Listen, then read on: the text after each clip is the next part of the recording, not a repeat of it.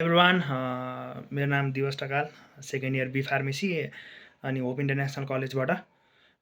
I hope सबैजना अहिले रिजल्टको पर्खाइमा हुनुहुन्छ होला या अभियसली अहिले सबैजना रिजल्टको पर्खाइमा एकदमै नर्भस होइन एङ्जाइटीदेखि माइट बी सबै कुराहरू एकैचोटि अब इमोसनहरू सबैचोटि एकैचोटि खेलिरहेको होला रिजल्ट कुर्नु एकदमै धेरै गाह्रो हो लाइक अब यस्तो लाइफ डिटरमाइनिङ कुरा छ नि किनकि अब whether you go in MBBS B pharmacy life determining कुरा हो सो अब एमबिबिएसको नेपालमा राम्रो नभए तापनि त्यसको क्रेज चाहिँ उति नै छ because you are going to save someone life saving someone life is not easy at all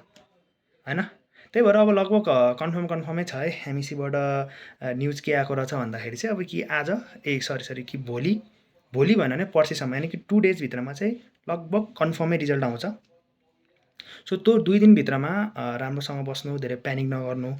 रिजल्टले matter गर्छ गर्न त तर रिजल्ट इज नट एभ्रिथिङ है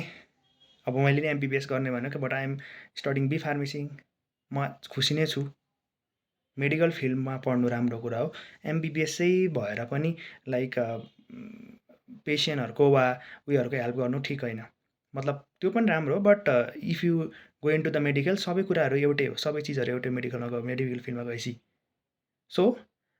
आज त आउँदैन भोलि नभए पर्सिमा कन्फर्मै आउने भयो सो भोलि आएन भने पर्सिसम्म चाहिँ कन्फर्मै आउने भयो यतिसम्म बुझेर बस्नु so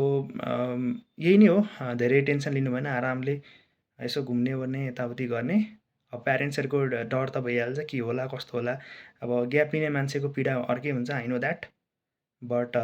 result is not everything है मेडिकल फिल्डमा जानु टार्गेट हो मेडिकल फिल्डबाट